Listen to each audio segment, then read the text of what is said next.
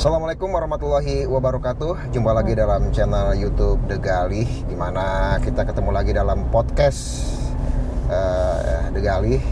Dan ini adalah podcast lanjutan sebelumnya, dimana sebelumnya adalah To Be Continue. Dan kali ini narasumber saya masih sama karena To Be Continue, yaitu Ibu Arni. Nah, selamat siang Bu Arni. Siang Bapak. Ya, karena kita sekarang suasananya sedang siang, walaupun mungkin teman-teman nontonnya pagi siang malam nih. Baik, saya mau melanjutkan mengenai NIB, dimana waktu itu di yang pertama kita sudah bahas beberapa NIB dan beberapa persyaratan dan sebagainya. Nah, yang saya mau tanyakan nih di kesempatan kali ini adalah mengenai NIB, yaitu sistemnya. Kemarin saya tanya Bu ya, ada error nggak ketika Ibu mengurus NIB di OSS? Ada. Ada, diantaranya apa misalkan yang paling sering jumpai? Saat lebih seringnya itu di non UMK gitu. Jadi saat ngupload peta poligon yang dibikin itu suka nggak masuk. Nyata pas dicek, nyata tidak sesuai dengan yang di OSS kayak gitu sih Pak. Nah, itu peta poligon itu apa Bu? Peta poligon itu kayak peta udara yang diambil itu dari Google Earth. Oh, berarti Betul. harus pakai aplikasi Google Earth. Iya, aplikasi Wah, Google lumayan Earth. itu ya. Iya betul. Agak pusing juga bikin gituan. Kemudian di capture atau di gimana itu? Enggak, jadi kita bikin polanya sesuai dengan bentuk tanah yang diinginkan. Nanti kita bentuk dalam KML, nanti di convert dalam SHP komplit. Waduh, nggak semua orang bisa dong itu. Ya lumayan. Intinya minimal kan dia harus Google Earth dong. Iya, Google Earth dulu. Dan dia harus bikin bidang tanahnya dia gambar gitu. Iya, sesuai dengan Tulis di poligonnya. Google Earth. Iya. Oh, nggak bisa. Saya aja pernah mencoba Google Earth, agak susah. Nah, satu harus download dulu kan. Nggak perlu download juga langsung di Google kan. Iya, Google minimal pakai Earth, gitu. akun. Kemudian itu dia convert 3 dimensinya itu komputernya itu nggak semua komputer bisa. Saya pernah itu. Nah, berarti Betul. kendalanya di situ ya? Iya, Ya, berarti itu khusus non UMK. Ya. Berarti perusahaan dong. betul. Atau bisnis. Pribadi. Oh, pribadi juga bisa. bisa, tapi yang besar-besar ya. Iya. Ya, berarti butuh modal juga ya. Sesuatu yang Betul. besar butuh modal. Berarti kendalanya satu di situ. Kendala Betul. lain Bu apa Bu selain peta poligon? Kalau kendalanya lebih sering sih ke bagian poligon sama pasal 181 terkait PKKPR. Apa itu Bu? Kan nggak semua punya RDTR. Nah, itu yang saya pernah baca juga di Google dan berita-berita. Itu salah satu trouble ya? Iya, Berarti betul. benar ya? Betul. Nah, kenapa itu trouble-nya Bu kalau menurut Ibu ini? Soalnya kan kalau RDTR kan yang udah punya RDTR kan kayak Jakarta. Itu kan udah tertata semua tuh. Industri itu. Wilayahnya. Iya. Sedangkan di kita kan belum ada. Nah, kebanyakan kalau yang sewa atau pinjam pakai itu pada bikinnya yang verifikasi daerah. Oh. Gitu. Jadi pada bingung di situ. Tapi saat cek RDTR suka ada bacaan data tidak ditemukan atau RDTR tidak sesuai. Padahal semua data yang di atasnya itu udah komplit. Jadi di situ trouble-nya. Ya. Nah, itu biasanya untuk persyaratan apa tuh RDTR itu? PKKPR. Untuk bisnis, usaha apa? Usaha apa aja, yang penting nilai investasinya di atas 5 miliar. 5 miliar. Ya. Dia harus pakai Nah, pakai peta poligon, pakai terus RDTR, surat kepemilikan lahan. Dan ternyata poligon ada kendala, di RDTR juga ada kendala. Iya. Nah, biasanya ada kendala gimana tuh cara menanganinya? Paling kalau kita konsultasi ke OSS, nanti kalau kata mereka pasti cek, oh ternyata sistem mereka sedang bermasalah, ya dicek secara berkala. Jawaban mereka pasti seperti itu. Ibu bisa konsultasi ke OSS? Bisa, Admin? nggak cuma kita doang, pelaku usaha pun bisa. Oh bisa, itu Bisa. via apa itu kalau konsultasi ke OSS? Di OSS itu ada klik butuh bantuan Pak, di pojok kiri kanan bawah. Chat. Ya nggak chat, dia ada video call, lebih enak video call. Ngantri nggak itu? Antri, tapi kita nggak boleh keluar dari antrian itu karena kalau antrian ngantri lagi dari nol gitu. Udah, itu cuma 20 menit. 20 menit? Iya. Jadi ada fitur bantuan di OSS Betul. mengenai perizinan. Betul. Nah, terus untuk RDTR ini ada nggak yang nggak keluar-keluar berapa lama gitu? Dia udah ngurus, dia persyaratannya, poligonnya udah. Nah, pas di RDTR kan tadi kendala. Kemudian dia nggak keluar-keluar izinnya atau nggak turun-turun atau kendala sebagainya, dia nggak keluar izinnya gimana itu? Ada pernah nggak?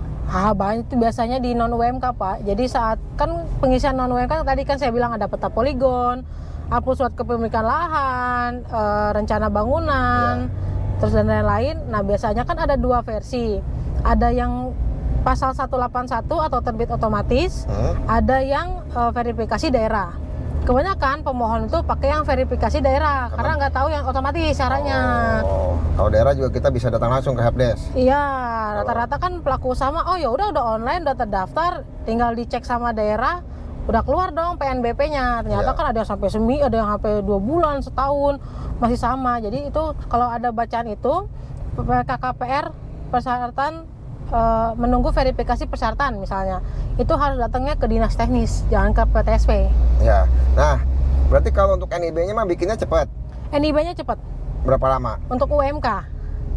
Untuk UMK berapa lama itu? Semenit. Semenit cepat. Kalau non UMK? Non UMK tunggu PKKPR terbit dulu baru bisa NIB terbit. Berarti ini saya yang teman-teman harus mesti pahami ya. Ternyata NIB itu kan dia bilang banyak yang bilang wah cepat segala macam, tapi itu hanya khusus yang UMK. Non UMK tunggu persyaratannya lengkap. Iya. Kalau lengkap satu hari. Ya, kalau sesuai. Iya, kalau lengkapnya sebulan ya sebulan. Jadi kalau yang non UMK itu tergantung pengisian si pemohon ya, Pak. Iya. Gitu kalau ngerjainnya. Nah, kalau sudah diklik oleh pemohon, dikirim nih, udah selesai. Terus kita tinggal menunggu verifikasi persyaratan PKKPR. Ya datangnya ke dinas teknis. Kalau pemohon yang nggak datang ya nggak bakal dikoreksi sama. Enggak, misalkan kita semua udah lengkap nih. Udah lengkap, nilai sudah. Berapa lama tuh NIB itu terbit? Bisa lama, per bulan-bulan. Karena kan kalau yang otomatis itu cepat. Misalnya nih, Bapak ngajuin, ternyata pilihnya yang terbit otomatis. Iya. Hari ini ngerjain, besok dikoreksi oleh BKPM. Dapat jawabannya diterima atau ditolak. Kalau diterima, NIB langsung terbit. Ya, berarti cepat. Intinya kalau udah kumpul cepat. Kalau yang otomatis. Ya. Tapi kalau yang verifikasi daerah, itu Bapak harus bayar PNBP dulu. Oh, ada bayar juga? Ada kalau yang daerah. Untuk NIB? Iya, PKKPR atau izin lokasi. Wow, berapa itu, Bu? Tergantung nanti dari daerah masing-masing? Iya. Oh, ternyata gratis tuh khusus UMK. Iya. Dan kalau dia otomatis? Iya. Kalau tidak otomatis, dia berlaku sama daerah, berarti dia harus pakai biaya juga. Betul. Dan persyaratannya poligon, surat kepemilikan lahan, rencana bangunan, RDTR tuh? Iya, kayak set plan atau KRK. Wow, berarti ke dinas-dinas teknis terkait betul, ya? Betul. Ah, terus apa lagi persyaratannya, Bu? Kalau untuk kalau untuk yang non UMK cuma itu doang sih Pak yang sering di-upload. Kalau ada milik sendiri, ya ada IMB-nya, ada SLF-nya. PBG? Oh, jadi PBG gitu. Dipersyaratkan juga? Iya, kalau dia milik sendiri. Kalau dia sewa? Enggak, hanya surat kepemilikan lahan, berarti kan surat sewa menyewa. Berarti ada celah dong orang kalau begitu, kalau nggak punya PBG, sewa aja? Kan kalau dia bangunan, nanti kan dicek ke lapangan Pak untuk izin selanjutnya. Iya. Kan dicek surat kepemilikan lahannya. Jadi ada verifikasi ke lapangan juga? Iya, nanti untuk izin usahanya, kayak sertifikat standar. Nggak bisa teman-teman, nggak bisa diakalin berarti. Ya, berarti intinya mah ada ke lapangan verifikasi ya. Betul. Jadi ada 4 yang utama ya? Ya. Wow, lumayan juga kalau untuk yang non UMK ya. Betul sekali. Berarti kalau bikin ya berarti sama aja sih ya. Dan semuanya itu terpaku ke pusat semua, Bu ya? Yang mananya nih? Iya, intinya mah izinnya mah di pusat yang ngeluarin kan? Iya, OSS. Izinnya OSS yang mengeluarkan. Tapi kalau untuk rekom-rekomnya itu dari daerah-daerah terkait. Iya, sesuai kewenangannya masing-masing. Oh, berarti semuanya harus dari pusat ujung-ujungnya. Iya. Nah, kalau ada kendala dengan NIB itu siapa yang menangani, Bu? Pusat kah atau daerah? Kalau daerah tuh hanya pendampingan, Pak. Oh, pendampingan. Betul. Kunci semuanya tuh ada di BKPM sebenarnya. Karena di pusat? Karena kan mereka yang punya sistemnya. Tapi kalau ada kendala, misalkan orang marah-marah tiba-tiba, ini bisa nggak begini-gini, datang ke Ibu. Nah, atau helpdesk atau operator yang ada di tiap daerah. Nah, itu bagaimana menanganinya? Padahal kan pusat yang punya kewenangan. Kita nyari solusinya dulu, Pak. Jadi sebelum kita tahu cari dulu nih masalahnya di mana. Iya. Kalau kita bisa mengatasi, cukup di kita, di daerah. Tapi kalau daerah nggak bisa, kita konsultasi ke provinsi. Di provinsi nggak bisa juga, ya terpaksa si pelaku usaha harus ke BKPM. Untuk NIB ini, ada nggak kadaluarsanya? Nggak ada. Nggak ada? NIB selama usaha masih berjalan. Pokoknya selamanya dia mah. Ya. Selama usaha itu berjalan. Kalau dia nggak laporan, mati? Kalau dia nggak laporan ke KPM, ya dibekukan izinnya. Dibekukan. Nah, untuk yang dibekukan izinnya, bagaimana cara pengaktifkannya kembali? Datang ke BKPM RI. Wow, berarti kalau dari Papua ke sono? Iya, karena di sana ya mereka yang harus mengaktifkan semuanya. Nah, misalkan dia ngakalin, pakai nama lain. Daftar ulang. Iya, daftar ulang, bisa nggak? Kan NPWP 1 kalau untuk perusahaan. Berarti ribet? Ya iyalah. Perusahaan kan NPWP 1, SK Kumham 1, direktur harus terdaftar atas nama direktur, tidak boleh komisaris. Ya, itu kalau perusahaan. Kalau individu saya nih, Ya. daftar kemudian dibekukan. Nah, ke sana Bapak ke BKPM. Oh, nggak ada cara lain? Ya kan usaha atas nama Bapak, kecuali Bapak bikin atas nama istri, bikin di Iya, istri misalkan lagi saya baru. mau mengaktifkan nama saya kembali, nggak ada cara lain selain nggak ada, ke pusat? Nggak ada, harus ke pusat. Nah, ini berarti kendala ya. Iya, Kalau kayak kita sih daerah-daerah Pulau Jawa gampang lah ke Jakarta. betul. Ini kalau daerah-daerah Papua atau daerah-daerah yang di luar Jakarta, dia dibekukan NIB-nya. Kemudian dia mau aktifkan kembali, mungkin ada keperluan untuk bank ya, Ya, betul. untuk keperluan lain sebagainya, usaha, persyaratan dan lain sebagainya. Berarti dia harus ke Jakarta. Nah ini harus didengarkan untuk pusat ya, bahwa ini kendala. Bener, ini tidak ada solusinya. Nggak ada, kita nggak punya kewenangan untuk mengaktifkan itu, Pak. Wow. Kita hanya pendampingan saja. Luar biasa. Berarti ini salah satu kendala dan salah satu yang harus diketahui oleh masyarakat umum yang mau buat NIB. Ketika NIB-nya sudah aktif, dia harus laporan terus. Betul. Tiap 6 Tergantung. bulan. Kalau UMK per semester atau 6 bulan sekali. Iya, dan itu berturut-turut kan 3 kali kan. Berarti Iya. dalam waktu 1,5 tahun dia kalau nggak laporan dibekukan. Kalau UMK 2 bulan doang, 2 kali doang Pak, semester 1 sama semester 2. UMK? Iya. Kalau yang berturut-turut itu yang non UMK, per triwulan. 1, Ya 2, berarti 3, dia 4. 1,5 tahun. Iya. Oh, triwulan? Kalau yang triwulan itu untuk yang non UMK. Kalau ya UMK? Per semester 1 dan semester 2. 1 tahun berarti kan? Iya. Berarti 1 tahun kalau dia nggak laporan, izin dibekukan. Berturut-turut ke laporan. Iya, izin dibekukan kan? Betul. Udah nggak bisa aktif lagi? Iya. Kecuali, Diaktifkan ke BKP. nah kalau helpdesk bisa nggak via helpdesk, via chat aktifinnya? Kan nanti dia minta surat pernyataan Pak Ya, gimana? untuk mengaktifkan akun. Banyak nih Pak kayak kemarin Iya, gimana tuh? ada pelaku usaha akunnya tidak sesuai dengan seperti akun usaha yang lain Iya. modelnya. Jadi nanti dia bikin surat pernyataan, dikasih materai, tanda tangan direktur, stempel, nanti dikasih kejelasan di situ masalahnya apa. Kalau yang dibekukan minta tolong diaktifkan kembali akun OSS-nya.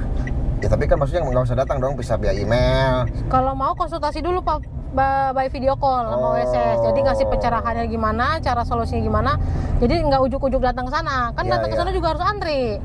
Betul. Antri online dulu, nentuin tanggal berapa, jamnya berapa, lewat semenit, antri lagi Ada nggak dulu. nih yang sama ini ibu temuin? Kemudian dia beku dan ibu nggak bisa nolong? Belum pernah. Belum pernah? Belum pernah. Oke. Jadi intinya masih aman-aman aja sampai Masih hari ini ya. aman, masih aman. Berarti para pelaku usaha di Indonesia cukup cekatan kalau begitu. tahu konsekuensinya kalau dibekukan itu harus ke pusat urusannya. Betul. Ya mau dia langsung mau dia via email atau online. Ya kalau nggak bisa ya harus ke sana intinya kan Bu ya. Betul sekali. Nah kemudian kendala apa lagi Bu yang sering ditemuin ketika pembuatan NIB ini? Terkendalanya sebenarnya terkait KBLI. Nah KBLI kenapa nih? Ini agak riskan nih, agak detail. Jadi kan pelaku usaha itu lebih condongnya sih sebenarnya ke perusahaan Pak. Kan karena dulu kan KBLI kan dari 2015, terus 2017. Nah sekarang kan KBLI 2020. Ya. Rata-rata pelaku usaha itu suka bukannya nggak mau ya. Mungkin karena biayanya mahal kali ya ke notaris. Udahlah nggak usah revisi KBLI, masih sama ini kodenya. Padahal harus disesuaikan lagi dengan KBLI yang 2020. Update. Iya. Oh jadi ada peraturan-peraturan yang terbaru tiap tahun itu atau berapa tahun sekali gitu? Iya, jadi kan disesuaikan kan. Kadang-kadang Nah itu kan penyesuaian gimana? Keluar lagi nih NIB barunya? NIB tetap sama, formatnya doang berubah. Jadi yang di update tuh KBLI-nya aja ke notaris. Kalau yang kayak kita yang Perorangan nggak usah. orang nggak usah, Nggak usah. hanya perusahaan aja. Perusahaan aja. Kadang-kadang rata-rata di KBLI-nya udah terbit nih NIB, terus langsung masukin pendukung, padahal kegiatan dia tuh utama atau yang menghasilkan produk, menghasilkan pendapatan, dibikinnya pendukung. Oh. Itu. Nah kalau dia nggak update gimana itu? Ada sanksi kah atau error kah atau di Paling bagian nanti laporannya? saat dia ketahuan itu saat mau lanjut ke pemenuhan persyaratan untuk izin sertifikat standarnya atau izinnya. Ketahuan. Biasanya Jadi dia harus ngurus. betul sama PTSP kan tindak teknis mah hanya ke teknis mereka aja kan, kayak izin klinik atau apotek kan hanya begini gitu kan, sesuai dengan apoteknya aja. Kan lebih detail mah sebenarnya di PTSP. Ketahuan tuh dia pendukung atau utama. Jadi kalau pendukung suka pada dikembalikan, harus disesuaikan lagi dari nol. Oh, ternyata agak ribet juga ya Iya, kalau udah berkecimpung. betul. Nah, berarti teman-teman ini kendala-kendala dalam pembuatan NIB sebenarnya membuatnya gampang. Ngerawat ini agak susah. Iya, betul. Ngerawatnya agak susah. Jadi kalau untuk pembuatan mah mungkin kalau semua izin udah terpenuhi pasti akan cepat langsung Betul. keluar NIB-nya. Betul, Tapi dia ini butuh perawatan dalam arti maintenance. Maintenance itu tiap tadi 3 bulan, khusus yang non UMK ya. Betul. Dua semester khusus yang UMK. Betul. Kalau tidak dia akan dibekukan. Baik teman-teman, mungkin segini aja podcast kita kali ini karena agak ribet, agak pusing dikit ini. Udah mulai detail. Ya udah mulai detail dan mulai spesifikasi. Nanti akan kita bahas lagi mengenai NIB, bahkan mengenai OSS sendiri di podcast selanjutnya. Sampai jumpa di podcast selanjutnya. Kita berdua undur diri. Ibu ada yang mau Ibu sampaikan? Paling untuk yang pelaku usaha jangan lupa untuk bikin NIB, terus harus sering update terkait KBLI-nya, disesuaikan lagi. Jangan lupa untuk pemenuhan persyaratan dan pelaporannya LKPM-nya. Baik, sampai jumpa. Wabillahi taufiq wal hidayah. Wassalamualaikum warahmatullahi wabarakatuh.